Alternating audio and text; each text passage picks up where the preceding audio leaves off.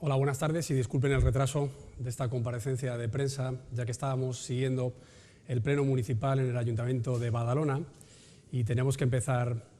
congratulándonos de que hoy es un buen día para Badalona, para Cataluña y para España, porque Xavier García Albiol vuelve a ser alcalde, como querían sus vecinos, ya que obtuvo 11 de los 27 concejales de la que es la tercera localidad de toda Cataluña, y por tanto pensamos que esa experiencia de gestión en la legislatura en la que tuvo la oportunidad de gobernar, en la anterior tampoco lo dejaron, habiendo ganado las elecciones, esa política de gestión volverá a ser muy positiva para esa localidad y además para el Partido Popular es muy relevante que volvamos a tener responsabilidades de gobierno en instituciones tan importantes como la ciudad de Badalona, en esa comunidad autónoma de Cataluña, que a pesar de la pandemia que sufrimos, sigue librando por parte de los independentistas un desafío a la legalidad, tal y como escuchamos, por ejemplo, en la última sesión parlamentaria en el Congreso de los Diputados. También tengo que decir que hoy es el 10º aniversario del pleno en el que el Partido Socialista de José Luis Rodríguez Zapatero realizó el mayor recorte al estado del bienestar de la historia de la democracia en España. Son 10 años que han pasado ya, en los que la economía se ha recuperado gracias a las reformas del Partido Popular, pero que llegan un momento muy propicio para este recuerdo, ya que un nuevo gobierno socialista vuelve a hablar con eufemismos y con irresponsabilidad de soluciones nada adecuadas para resolver la crisis económica en la que estamos. Cuando el gobierno habla de V invertida, nos recuerda la B de los brotes verdes. Cuando el gobierno habla de la gama alta del éxito, nos recuerda la Champions League. Por tanto, esos recortes que apoyó Pedro Sánchez como diputado del Grupo Parlamentario Socialista, que se cebaron en el sueldo de los funcionarios, en la congelación de las pensiones y en el recorte del estado del bienestar, también de la sanidad, en hasta 1.500 millones de euros, nos tiene que hacer reflexionar. Y el Partido Popular, como oposición, pero también como principal alternativa al gobierno de Pedro Sánchez, hoy quiere presentar lo que son nuestras soluciones de futuro para evitar un rescate al que parece que nos aboca el Partido Socialista. Por eso hoy he querido abrir esta rueda de prensa a 3 personas del partido muy queridas. A Ana Pastor, exministra de Sanidad, exministra de Fomento, exsubsecretaria de los Ministerios de Presidencia, de Interior, de Educación y Cultura, expresidenta del Congreso de los Diputados y una persona respetada y, sobre todo, muy experta en la materia de combate de las pandemias, como hizo, por ejemplo, a la hora de legislar la ley del 2003, una vez pasada la crisis del SARS. También está Elvira Rodríguez, exministra de Medio Ambiente, exsecretaria de Estado de Presupuestos y Gastos, también en una época difícil, en el 98, para entrar en el euro, directora general de Presupuestos también, presidenta de la CNMV, presidenta de Traxa, consejera de Transportes de la Comunidad de Madrid y presidenta de la Asamblea de Madrid. Y está también Enrique López, magistrado del Tribunal Constitucional, magistrado de la Audiencia Nacional, portavoz del Consejo General del Poder Judicial, experto, desde luego, en justicia, en concreto penalista, y también es ahora consejero de Justicia, Interior y Víctimas del Gobierno de la Comunidad de Madrid. Están, después de un comité de dirección en el que encargamos unos trabajos que, bajo el lema Activemos España, vamos a iniciar en el día de hoy, que tendrán lugar a partir de la próxima semana, cuando estimamos que se pueda abrir un poco más la movilidad en la Comunidad de Madrid, a seminarios o reuniones de todos los viernes con los mayores expertos en 3 áreas fundamentales para los meses que nos vienen en este país, en España. Ana Pastor coordinará los trabajos en materia de sanidad, Elvira Rodríguez en materia económica y Enrique López en materia de libertades, justicia e interior. La situación la voy a intentar resumir en esta breve comparecencia en esos 3 puntos fundamentales con una introducción, siempre hablando de lo que nos espera a corto, a medio y a largo plazo. Ahora mismo tenemos una situación muy grave en España. Hoy hemos conocido otros 176 fallecidos, elevándose ya a casi 27.000. Por tanto, lo que quiero hacer es mandar nuestro pésame, nuestro cariño, nuestro ánimo a sus familias, a todas las familias que han perdido un ser querido por culpa del COVID-19. Ya hemos analizado en multitud de comparecencias que la tardía respuesta y la incompetencia a la hora de tomar medidas eficaces han agravado la situación en España, llevándonos a ser el país con más fallecidos por número de habitantes y también con más sanitarios y profesionales contagiados. Por eso tenemos que ser conscientes de que esa mala respuesta nos va a hacer convivir con el COVID-19 durante meses o años hasta que llegue un tratamiento terapéutico o una vacuna que nos permita estar ya en condiciones de seguridad, y que además, por los cálculos que tenemos, hasta el 80% de la población española no se ha inmunizado. Por tanto, hay mucho riesgo de rebrotes o de repuntes en este contagio. Y por otro lado, el confinamiento no puede ser eterno, ya que esta evolución no sabemos cuándo se puede complicar. A medio plazo, además de este análisis a corto, que es las medidas que nos están tomando y que luego plantearemos una alternativa, a medio plazo estamos viendo la desescalada, una desescalada, en nuestra opinión, caótica y partidista a la hora de fijar las fases por comunidades autónomas. Consideramos que es erróneo las franjas horarias, sin discriminar núcleos más vulnerables al contagio. Consideramos que ha habido un error al no exigir una protección obligatoria al salir a la calle, al no haber una estratificación poblacional o de grupos de riesgo y al no haber una colaboración institucional ni con ayuntamientos, ni con autonomías y, desde luego, con los partidos de la oposición. En esa desescalada, la hoja de ruta europea dejaba muy claros los criterios para reducir estas medidas. El primero, la tasa de contagio, por debajo del 1%, situación en la que sí que se encuentra España, gracias al esfuerzo de un confinamiento brutal que ha recaído en los hombros de los españoles, no en medidas eficaces alternativas por parte del Gobierno. El segundo es la capacidad asistencial del Sistema Nacional de Salud, que también se ha recuperado.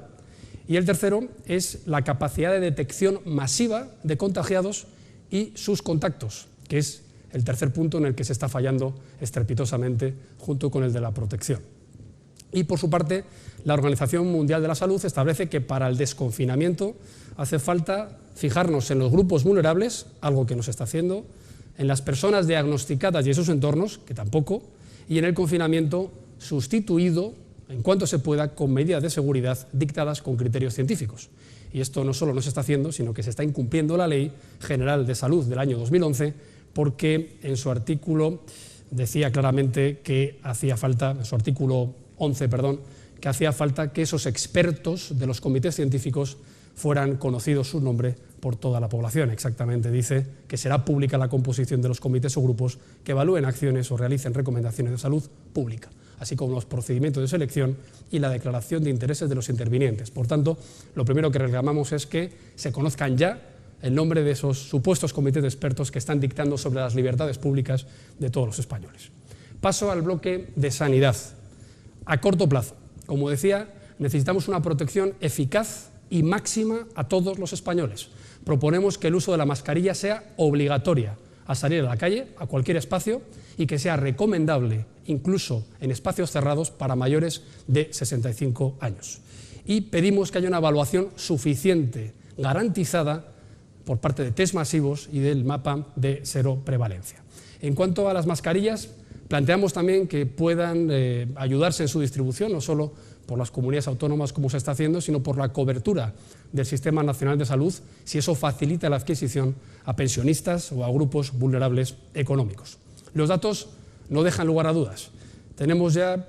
el 52% de casos confirmados centrados en mayores de 60 años. A ese colectivo también les afecta el 65% de los ingresos en UCI y el 95% de fallecidos. Por tanto, pensamos que es primordial que se empiecen a volcar todos los recursos del Estado a proteger a esa población más vulnerable. El segundo punto de este corto plazo son los test. Además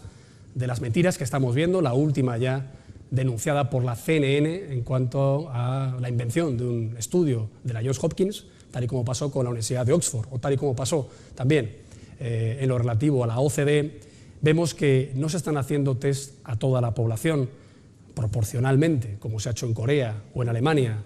basando ese criterio en el desconfinamiento, sino que tampoco se está haciendo un rastreo rápido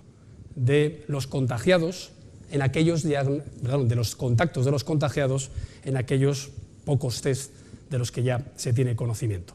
El tercer punto, además de mascarillas y test, es el distanciamiento social, las barreras que además conducen a la restricción de limitaciones, de lo que luego hablaremos en el punto judicial, pero que se debería hacer más que por franjas horarias, se debería hacer ese distanciamiento también por grupos vulnerables y se plantea que haya un desescalamiento de horarios de trabajo para evitar las aglomeraciones en transportes públicos o en las propias empresas. Si nos centramos en la restricción de movilidad, en la protección de los colectivos vulnerables, podrá ir a trabajar toda la población sana o en edad de no tener una incidencia excesivamente fuerte al sufrir este virus. Y el cuarto punto en la protección a corto plazo es la huella digital. Lo llevamos pidiendo ya un mes. Hace falta que el Gobierno aplique todos sus conocimientos o recursos para desarrollar una aplicación en el que se anonimice todos los datos y establecer un código QR, un pasaporte, una huella digital por la que los ya diagnosticados y ya curados puedan tener libertad de movimiento. Esto también afecta al sector turístico, y que esa aplicación de seguimiento automática, como en otros países, también permita facilitar que cuando alguien se contagia sus contactos sean avisados para acudir inmediatamente a un centro de salud a hacerse la prueba. A medio plazo, en materia sanitaria, proponemos el fortalecimiento del Sistema Nacional de Salud en España, un excelente sistema que no ha fallado. Simplemente hay que prevenirlo y adaptarlo para futuros rebrotes de estas pandemias. Por ejemplo, reforzando la atención primaria o la atención no presencial, telefónica, telemática o incluso domiciliaria, o la atención hospitalaria, con circuitos antiinfecciosos, de manera que haya corredores de urgencias a las plantas para tratamiento de enfermedades infecciosas, por ejemplo, cualquier rebrote del COVID-19, en el que no haya cruces ni de personal ni de material. También planteamos un depósito desde ya de material estratégico y la creación de un pool sanitario a nivel nacional que se pueda desplazar dentro, sobre todo, de las especialidades médicas que mejor puedan atender este tipo de evaluaciones o de tratamiento de la enfermedad. Y a largo plazo, como tercer punto sanitario, proponemos que en la Comisión de Reconstrucción, en la que Ana Pastor será la portavoz del Partido Popular, tengamos como finalidad llegar a un pacto de Estado por la sanidad, que proponemos que se denomine Pacto Cajal, en honor al Premio Nobel de la Medicina. Un pacto en el que tenemos que trabajar todos y que no solo incluiría lo que es atención sanitaria, sino la investigación y la atención a los mayores. Esto daría un sentido a todos los trabajos en lo urgente, pero que a medio y largo plazo podamos legar, como hicimos con el Pacto de Toledo, un acuerdo entre todos los partidos y todos los operadores de este entorno para que tanto la financiación sea suficiente como la centralización de la investigación. Hoy conocíamos alguna denuncia de profesionales que están investigando sin tener interrelación con otros sobre, por ejemplo, una vacuna, un tratamiento para el COVID. También el potenciar una industria nacional básica para material de protección o para material de tratamiento una vez que se descubra, y coordinación entre comunidades autónomas que han hecho un excelente trabajo pero que se han quejado de esa falta de coordinación, y para eso proponemos la creación de una Agencia Nacional de Salud Pública y Calidad Asistencial que tendrá además una unidad para el seguimiento y prevención de pandemias, y en esa agencia estarán presentes un representante de cada comunidad autónoma bajo el mandato de un representante de la Administración General del Estado, y es compatible con los comités ya existentes de coordinación sanitaria porque es específico para la coordinación en caso de que haya pandemias como esta, y no tiene por qué estar los consejeros presentes, sino que tienen que hacer un estudio, un seguimiento y un trabajo diario, centralizado, para todo el Sistema Nacional de Salud. Yo recordaba una frase de Ramón y Cajal cuando decía que la cultura española, al carro de la cultura española le faltaba la rueda de la ciencia. Bueno, pues aquí podemos decir que a la excelente sanidad española le falta la rueda de la coordinación entre administraciones, de una financiación garantizada, y ponemos el foco también ahora en los fondos europeos que, insistimos, deben gestionar las administraciones sanitarias, y en el reparto de ese fondo de liquidez que se tiene que negociar en el Consejo de Política Fiscal y Financiera, con transparencia y sin discrecionalidad entre distintos partidos que ostenten la representación de presidir el Consejo de Gobierno en esas autonomías. Pasamos al bloque económico. tengo que hacer una breve referencia a los datos que hemos ido conociendo estas semanas, que por desgracia vienen a ratificar nuestras peores previsiones. La del propio Gobierno, en cuanto a la caída del crecimiento económico o el desplome de la riqueza nacional, es de un 9,2%, algo inédito. Y eso ha suscitado una destrucción en el mercado de trabajo que ya alcanza a 9 millones de personas que no tienen actualmente actividad laboral y a más de 21 millones de españoles que ya dependen de una prestación o un sueldo público frente a los 14 millones que están ahora mismo cotizando en el mercado laboral privado. Solo en el mes de marzo se destruyeron 122.000 empresas. La previsión de crecimiento para la AIREF es aún peor, es de 11,7 puntos negativos. Esa cifra nos da una destrucción de riqueza nacional de 145.000 millones de euros, pero es que el Banco de España la eleva a un 13,6% con una destrucción de casi 170.000 millones de euros de riqueza nacional. Esto es evidente que ha tenido una traslación a las previsiones europeas que nos sitúan ya con el país con más paro para el 2020, de manera que superaremos incluso a Grecia, que lleva más de una década encabezando esa previsión. El déficit público se falseó en las previsiones a la Unión Europea y ahora mismo hemos tenido que enterarnos, por la ocultación que ha hecho el Gobierno al pueblo español, que la Comisión prevé que sea del 6,7% para el año 2021. Si lo restamos del 10,2%, nos arroja más de 3,5 puntos que habría que ajustar en el déficit público, es decir, aproximadamente 40.000 millones de euros, y eso suponiendo que la Unión Europea permitiera un déficit de un 6,7% y que se cumpliera la irreal previsión de ingresos que plantea el Gobierno. Si en el 2008, con una caída del 11% de la riqueza nacional, perdón, de un 3% de la riqueza nacional, se desplomaron los ingresos un 11%, no parece muy lógico que con un desplome del 10% de la riqueza nacional el Gobierno diga que solo se van a desplomar los ingresos un 5%. Pero aún así, ese recorte de derechos, que nos recuerda hace una década, el que ocultó hasta el final y el que tuvo que hacer el señor Rodríguez Zapatero, nos hace a nosotros, como partido de oposición y de alternativa, plantear nuestras propuestas, hacerlo con los mejores expertos, entre otros los que han sido ministros y secretarios de Estado y presidentes de los organismos reguladores por parte del Partido Popular en las 4 legislaturas en las que tuvimos la responsabilidad de gobernar. A corto plazo, planteamos que se mantenga la actividad empresarial y la recuperación del tejido productivo y del empleo. ¿Cómo? A través de los mecanismos de liquidez. Cepime ya ha dicho que hay que duplicar lo que comprometió el Gobierno, aunque de lo que comprometió solo ha llegado un 30% al tejido productivo, de pymes, de autónomos, de empresas. También lo que tenemos que hacer es un plan de fiscalidad en contra de lo que dice el Gobierno. Hace falta hacer atractivo España a la inversión exterior y sobre todo hace falta que las empresas no cierren por no poder pagar impuestos. Por eso planteamos que haya una exoneración de impuestos a la apertura de nuevas empresas o a la reapertura de empresas que hayan cerrado momentáneamente por la crisis. Planteamos extender la tarifa plana para autónomos y recuperar el cómputo de 50 euros que aprobamos nosotros. Planteamos un contrato específico y bonificado de duración temporal para facilitar la incorporación de trabajadores al mercado de trabajo, especialmente aquellos que hayan sufrido un ERTE, y planteamos también que haya un estímulo fiscal a la hora de que las empresas que han tenido en este año no han tenido ingresos puedan compensar el impuesto de sociedades del ejercicio anterior y en el aplazamiento de impuestos a los contribuyentes que hayan sido afectados por esta pandemia. En cuanto a la protección laboral, nosotros llevábamos ya desde el debate del decreto 9/2020 diciendo que los ERTEs no se podían vincular al estado de alarma.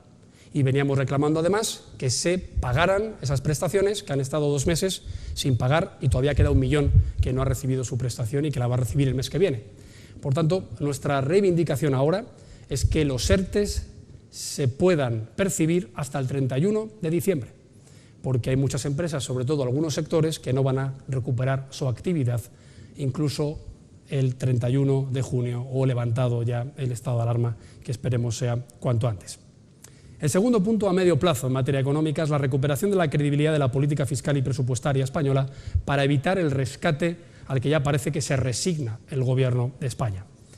Ha hablado ayer la vicepresidenta del Gobierno de forma despectiva de las propuestas del Partido Popular, diciendo que pretendíamos cuadrar el círculo.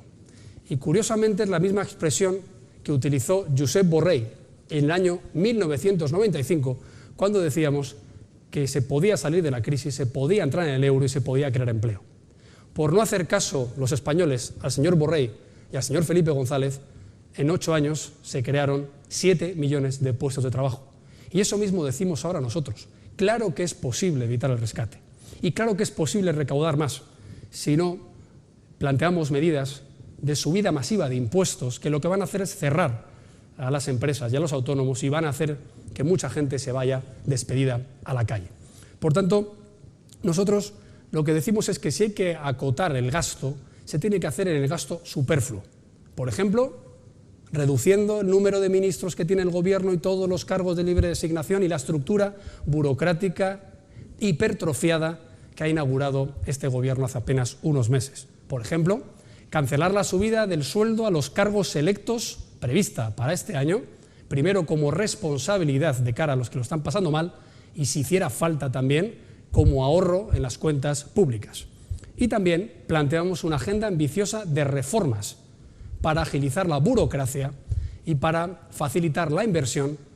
el comercio y la producción en nuestro país. Reformas de la unidad de mercado, como la que intentamos en su día y que por algunos recursos fue paralizada, reformas para incrementar las facilidades en la ley de emprendedores y en la de segunda oportunidad, facilidades a través de la reforma de la ley concursal, de manera que podamos reactivar el tejido productivo y recuperar el empleo destruido. Y el tercer punto de esta recuperación a medio plazo sería el no dejar a nadie atrás, pero no dejar a nadie atrás de verdad. Lo que no puede ser es que mientras se está destruyendo empleo y el Ministerio de Trabajo presume de que ya hay 5 millones de españoles que dependen de prestaciones por desempleo, se intente legislar una renta mínima, además ocultándola en las previsiones estructurales macroeconómicas a la Unión Europea. Nosotros lo que proponemos es que se recupere el proyecto de tarjeta social para aglutinar en una tarjeta, como la tarjeta sanitaria, en cada contribuyente o en cada español con número de identificación legalizado, que tengan unas ayudas centralizadas a nivel estatal y compatibles con las que se dan en otras administraciones, pero que no se dupliquen sin el conocimiento de las administraciones. Por ejemplo, la renta mínima ya se percibe por parte de 700.000 familias, tal y como están aportando las comunidades autónomas con 1.500 millones de euros al año.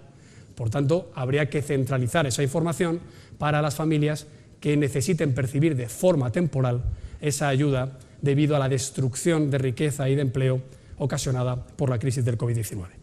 Y a largo plazo, como tercer punto, planteamos una adaptación de la economía española a la época posterior al COVID-19. Y por eso queremos que la digitalización y el teletrabajo tengan una regulación mucho más extensa. Conocíamos un informe en el que se dice que más de un 22% de trabajo se pueden hacer de forma telemática a partir de ahora. También apostamos por la flexibilidad horaria para garantizar la seguridad y la protección de los trabajadores en estas fases en las que todavía hay que convivir con el virus, y planteamos también la protección de espacios de trabajo y la atención a los sectores más afectados, por ejemplo, alargando las bajas laborales de los colectivos o bien que sufren alguna patología o que tienen mayor edad, de los 60 a los 67 años sobre todo. El tema judicial es el último punto que nosotros podemos denominar, para tomar la terminología del Gobierno, la desescalada jurídica. Pues bien, que pensamos que también hay que salir de la excepcionalidad constitucional, como planteé en el último pleno en el Congreso de los Diputados. Y como le dije personalmente a Pedro Sánchez en la conversación que mantuvimos hace ahora una semana. Tengo aquí una frase del expresidente del Tribunal Constitucional, Cruz Villalón, que lo define perfectamente. Dice que el límite de los límites es la responsabilidad constitucional del Estado. Nosotros como políticos tenemos que hablar del límite a los límites, tenemos que garantizar las libertades y los derechos de los españoles que no pueden estar bajo suspensión ilimitadamente. Por eso, el estado de alarma, hay que recordarle al Gobierno, no permite la limitación de circulación o de permanencia de personas en horas y lugares más que los determinados. No lo permite a nivel global. Y por eso queremos pasar de este artículo 116 de la Constitución, a través de su ley orgánica del 81, al artículo 43, que lo que dice es que compete a los poderes públicos organizar y tutelar la salud pública, en base a la legislación en vigor, o al artículo 19, que recuerda que los españoles tienen derecho a elegir libremente su residencia y a circular por todo el territorio nacional. Por tanto, en esa desescalada planteamos también 3 ejes temporales, uno a corto plazo, a medio plazo y a largo plazo si hiciera falta. A corto plazo, como ha hecho Alemania, la aplicación inmediata de la legislación en vigor, que se puede concretar en el mantenimiento del mando único sanitario, a lo que nos facultan 4 leyes en vigor, 3 leyes mejor dicho y un reglamento. La Ley General de Salud Pública del año 2011, la Ley General de Salud de 1986 y la Ley de Cohesión y Calidad del Sistema Nacional de Salud del 2003, precisamente promulgada por la ministra Pastor, además del Reglamento de Lucha contra Enfermedades Infecciosas de 1982. Ni el Gobierno pone en duda que el mando único sanitario se pueda mantener, más que nada porque con el SARS y con el ébola, con estas leyes, ya se hizo. El segundo punto es el límite de movilidad interprovincial. Tampoco nadie discute que la limitación de movilidad en la provincia no se puede hacer, incluso en base a la legislación contencioso administrativa que radica en la jurisdicción provincial. Pero hay también leyes que facultan la limitación de movilidad interprovincial. En primer lugar, la Ley del Sistema Nacional de Protección Civil del 2015, que en su artículo 9 dice exactamente que puede tener medidas restrictivas de derechos. La Ley de Seguridad Nacional, también del 2015, en cuanto a la coordinación reforzada en una situación de interés para la seguridad nacional, y sobre todo la Ley Orgánica de Medidas Especiales en Materia de Salud Pública del año 1986, que en su artículo 3 habla de que se pueden tomar todas las medidas oportunas para el control de enfermedades contagiosas. Esto solo requeriría de 2 preceptos: el consenso político y la coordinación leal de las comunidades autónomas. Así se ha hecho en Alemania. Y ese consenso político ya hemos anunciado hace casi un mes que lo tendría el Gobierno por parte del principal partido de la oposición, y la coordinación leal de las comunidades autónomas la llevan incluso el Gobierno destacando desde hace ya 10 reuniones, con la del domingo, telemáticas. A medio plazo, si el Gobierno pensara que esta legislación en vigor no es suficiente, se puede aprobar un decreto. Esto es la vertiente que ha elegido Italia. Un decreto en base a 2 legislaciones internacionales que lo permiten, porque tanto el Reglamento Sanitario Internacional de la Organización Mundial de la Salud, en su artículo 15 y 18, y tanto el Convenio Europeo de Derechos Humanos, en su artículo 5, dice que no se considera violación del derecho de libertad de desplazamiento las restricciones por razón de pandemia. Así que sí, a un Gobierno que abusa del Real Decreto para urgente y necesarias circunstancias, le avala estas leyes, estas normativas internacionales para poder aplicarlo. Pero si aún así pensara que en base al artículo 8.6 de la Ley de 1998, reguladora de la jurisdicción contencioso administrativa, esa legislación urgente requiriera de la autoridad judicial, nosotros hemos estudiado que a nivel nacional no ha lugar. Lo fue para Igualada, lo puede ser para que una comunidad autónoma haya confinado un hotel o haya confinado un barrio, porque es verdad que tienen que acudir al orden contencioso administrativo, que evidentemente depende de las audiencias provinciales. Pero consideramos que no sería necesaria esa ratificación a nivel nacional por el Gobierno de la Nación, porque si fuera así, cualquier Real Decreto o cualquier orden ministerial también podría estar sujeta a ratificación de la justicia, y eso no se ha hecho, por ejemplo, en este mismo Gobierno y en esta misma pandemia, cuando se han suspendido los vuelos, es decir, la movilidad internacional de los españoles con la República de Italia, tal y como se hizo antes de declarar el estado de alarma. Pero si ni aún así ven que a medio plazo esto les resulta suficiente para ocultar sus excusas, también le propuse en sede parlamentaria el pasado miércoles acudir a las leyes orgánicas. Esto es la vía que ha utilizado Francia. Las leyes orgánicas en las que, si se modifica, que es lo que proponemos nosotros para ser muy rápidos, otra ley orgánica como la del año 86 en materia de medidas especiales de salud pública, se podría hacer una modificación por vía de urgencia y en lectura única en base al artículo 93 y siguientes del reglamento del Congreso de los Diputados en apenas 15 o 20 días. En definitiva, no hay excusa para mantener a toda España en una situación de excepcionalidad constitucional, teniendo todo este desglose para una desescalada jurídica a su disposición. Y se lo llevamos diciendo ya mucho tiempo, y la última vez ya avisamos que sería la última vez que nosotros tendríamos ningún voto que no fuera el rechazo a una medida constitucional excesiva y, por cierto, desbordada ya más hacia un estado de excepción, como le expliqué, de hecho, incluso citando los debates constituyentes de Peces Barba, el señor Cisneros o incluso el señor Morán. Por tanto, libertad y responsabilidad para todos los españoles, y hay que recordar que en democracia cualquier restricción de derechos ha de ser necesario, justificado y proporcionado, y pensamos que este ya no lo está siendo. En definitiva, tenemos una agenda para ofrecer a los españoles. Tenemos además a los expertos y a los experimentados gestores públicos que ya les ha tocado asumir este tipo de emergencias sanitarias o de emergencias económicas o de contingencias a nivel judicial, y por eso hoy lo hemos querido expresar claramente para que el Gobierno